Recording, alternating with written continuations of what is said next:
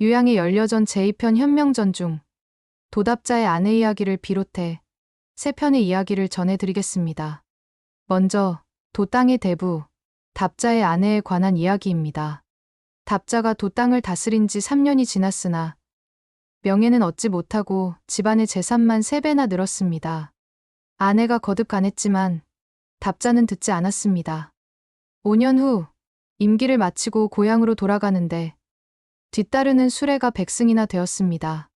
고향의 친척들은 소를 잡아 답자를 축하해 주었지만 답자의 아내는 홀로 아이를 안고 울었습니다.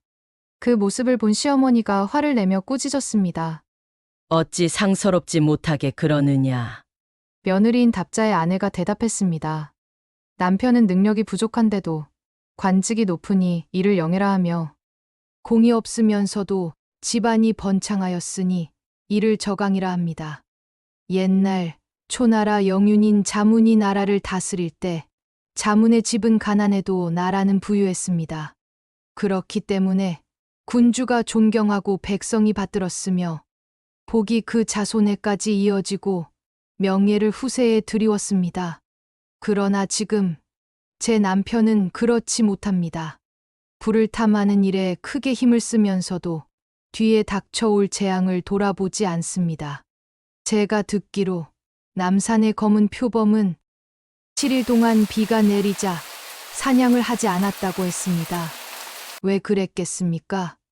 그 털의 윤택을 유지하고 문의를 다스리려고 한 것입니다.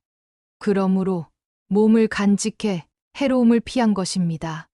개나 돼지는 먹을 것을 가리지 않으며 그 몸을 살찌우다가 앉아서 죽음을 기다릴 뿐입니다. 지금 남편이 도땅을 다스리면서 집안은 부유해졌으나 나라는 가난하니 임금은 삼가하여 대하지 않으며 백성은 받들지 않으니 이는 패망의 징조를 드러낸 것입니다. 저는 어린애를 데리고 집을 나가겠습니다. 시어머니가 화를 내며 결국 며느리를 내쫓았습니다. 1년이 지나자 과연 답자의 가문은 주살당했는데 답자의 모친만 늙어서 화를 면했습니다. 그때 답자의 아내가 아이를 데리고 들어와 시어머니를 봉양했는데 시어머니는 마침내 천수를 누렸습니다. 군자가 말했습니다. 답자의 아내는 능히 의로서 이로움을 바꾸었다고 할 만하다. 비록 이에 어긋나게 삶을 찾아 집을 나갔더라도 결국 몸을 온전히 해 예로서 돌아왔으니 먼 앞날을 내다보았다고 할 것이다. 다음은 노나라 대부 유아해의 아내 이야기입니다. 유아해는 이름이 전액인데 춘추시대 노나라 유아에서 벼슬을 했고 시호가 해이기 때문에 유아해로 알려져 있는 사람입니다. 그는 노나라에서 사사로 근무하다가 3번이나 쫓겨났습니다. 그러자 어떤 사람이 그에게 물었습니다. 그대는 이제 떠나야 하지 않는가? 그러자 유아해가 대답했습니다. 도를 바르게 세워 사람을 섬긴다면 어디로 가던 3번이나 쫓겨나지는 않을 것입니다. 그러나 도를 굽혀 사람을 섬기기로 하면서 하필이면 고국을 떠나야 하겠습니까? 또 맹자는 유아해에 대해 다음과 같이 말했습니다. 유아해는 행실이 좋지 못한 군주를 섬기는 것도 부끄러워하지 않았으며 낮은 벼슬이라도 비천하게 여기지 않았다. 조정에 나아가서도 현명함을 숨기지 않고 반드시 도로서 행했으며 버림을 받아도 원망하지 않고 공궁에도 민망히 여기지 않았다. 그리고 이전부터 말하기를 너는 너이고 나는 나이며 내 곁에서 그대들이 우통을 벗고 알몸을 드러낸다 해도 그대들이 어찌 나를 더럽힐 수 있겠는가 라고 했다. 그러면서 태연자약하게 그들과 함께 지내면서도 스스로를 잃지 않았으며 사람들이 붙잡아 머물게 하면 머물렀다. 머물게 하면 머무른 것은 이 또한 떠나는 것을 마음에 두지 않았기 때문이다. 그리고 또 말했습니다. 유아해의 풍도를 들은 자는 야박한 자가 후해지고 비루한 자는 너그러워졌다. 그가 3번이나 내침을 당하고도 백성들을 근심하며 어려움을 구제하려고 하자 아내가 말했습니다. 이야말로 자신을 더럽히는 것이 아닙니까? 군자에게는 2가지 부끄러운 일이 있으니 나라에 도가 없는데도 몸이 귀해지는 것은 부끄러운 일이며 나라에 도가 있는데도 몸이 비천해지는 것은 부끄러운 일입니다. 지금 어지러운 시대를 만나 3번 내침을 당했으면서도 떠나지 않는 것도 부끄러운 일입니다. 유아애가 말했습니다. 마음 붙일 곳 없는 백성들이 해를 입게 될 것인데 얘가 그만둘 수 있겠소. 또한 저들은 저들을 위하고 나는 나를 위하는데 저들이 알몸을 드러낸다 할지라도 어찌 나를 더럽힐 수 있겠소. 그리고는 아무렇지도 않은 듯 하위직을 맡아 일했습니다. 유아애가 죽었을 때 그의 문인들이 뇌문을 짓고자 하자 유아애의 아내가 말했습니다. 제 남편의 공덕을 들어 뇌문을 짓고자 한다면 남편의 공덕을 잘 알아야 하는데 그렇다면 내가 그대들보다 나을 것입니다. 그리고 매문을 지었습니다. 선생은 자랑하지 않았도다. 선생은 중도에 그만두지도 않았도다. 선생은 참으로 성실하여 남에게 해를 끼치지도 않았도다. 몸을 굽혀 세속을 따르지도 힘으로 다스리지도 않았도다. 치욕을 무릅쓰고 백성을 구제해 그 덕이 널리 두루 미쳤도다. 3번이나 내침을 당하고도 끝내 쓰러지지 않았도다. 훌륭한 군자여 영원히 그 이름 드날리리라. 아, 애석하게도 세상을 떠나셨도다. 오랜 세월 함께 하시기를 바랬건만 이제 우리 곁을 떠나셨도다. 아, 슬프게도 그의 혼백이 떠나셨도다. 선생에게 시호를 바치나니 은혜해로 함이 마땅하도다. 문인들이 그 뇌문을 읽어보았는데 한자도 고칠 수가 없었습니다. 군자가 말했습니다. 유아해의 아내는 능히 그 남편을 빛낼 줄 알았다.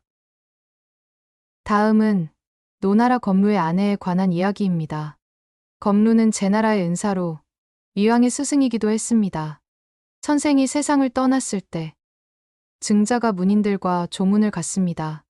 검루의 아내가 방에서 나오자 증자가 제자들과 함께 조문하려고 빈소에 들어갔습니다. 당에 올라가 선생의 시신을 보니 창문 아래에 눕혀져 있었는데 시신은 기와장을 베고 있었고 아래에는 볏짚이 깔려 있었으며 묵은 속옷도 보이지 않았고 시신을 배 이불로 덮었으나 손발마저 온전히 감싸지 못했습니다. 머리를 덮으면 발이 드러나고 발을 덮으면 머리가 나왔습니다. 그래서 증자가 말했습니다. 비껴 덮으면 되겠다. 그러자 검루의 아내가 말했습니다. 비껴 덮으면 되겠지만 몸을 다 가리지 못해도 반듯하게 덮는 것이 더 낫겠습니다. 선생은 바르지 않은 것을 기웃거리지 않았기 때문에 이에 이르게 된 것입니다. 살아서도 바르지 않은 행동은 하지 않았는데 죽어서 바르지 않게 하는 것은 선생의 뜻이 아닐 것입니다. 증자는 할 말이 없어 곡하고 나서 물었습니다. 아, 선생께서 돌아가시다니 시호를 무엇으로 지었습니까? 검루의 아내가 대답했습니다. 편한 강으로 시호를 지었습니다. 그 말을 듣고 증자가 물었습니다. 선생께서 생존해 계실 때 먹는 것도 충분치 않아 배가 고팠고 옷을 입어도 몸을 다 가리지 못했습니다. 그런데 죽어서까지 손과 발도 모두 가리지 못하고 술과 고기로 제사상도 차려놓지 못했습니다. 살아있을 때 그의 삶이 아름답지 못했으며 죽어서도 영화롭지 못한데 무슨 낙이 있어 시호를 편한 강으로 한단 말입니까? 검루의 아내가 대답했습니다. 옛날 선생은 군왕이 제상으로 삼으려 하였으나 사양하고 벼슬을 받지 않았으니 이는 넉넉히 귀한 것이요. 군왕이 곡식 30종을 하사하신 적이 있었지만 선생은 사양하고 받지 않으셨으니 이것도 넉넉히 부자인 것입니다. 선생은 천하의 담백한 맛을 달게 여기셨고 천하의 낮은 지위에도 편안해 하셨습니다. 가난하고 천한 지위를 애석해 하지도 부귀함에 기뻐하지도 않으셨습니다. 인을 구해 인을 얻었으며 의를 구해 의를 얻었습니다. 그런데도 그 시호를 편한 강으로 하는 것이 어찌 어울리지 않겠습니까? 그러자 증자가 말했습니다. 이 사람이야말로 검루의 부인이로다. 군자가 말했습니다. 검루의 처는 가난을 즐겁게 받아들이고 도를 행하였다.